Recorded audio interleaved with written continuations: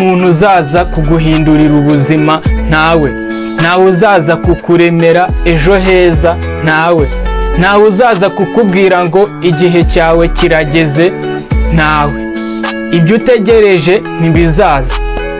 Iyo utegereje undi muntu uba uri kwiyambura inshingano zawe, uravuga uti ndacyari kwitegura, ndashaka kubanza kubitekerezaho neza, ndabitangira igihe cyiza kizaza.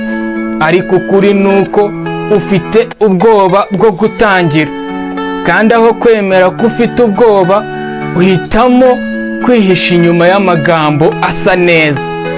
Abantu bose bageze kure ntago bose batangiye neza, kandi bose ntago batangiye biteguye, ntibari bafite kandi nanone ibisubizo byose, ntibari bafite icyizere cyuzuye, ariko baratangiye.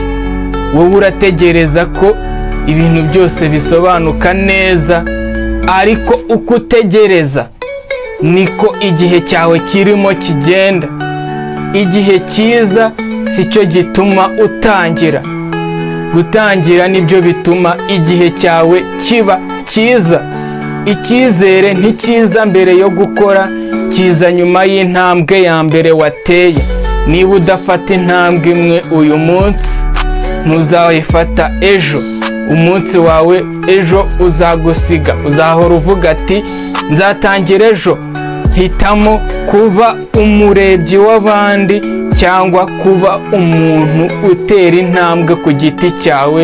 Nta muntu uzaza kugukiza. Tangira aho uri ubu, aka kanya, ubu ngubu tuvugana.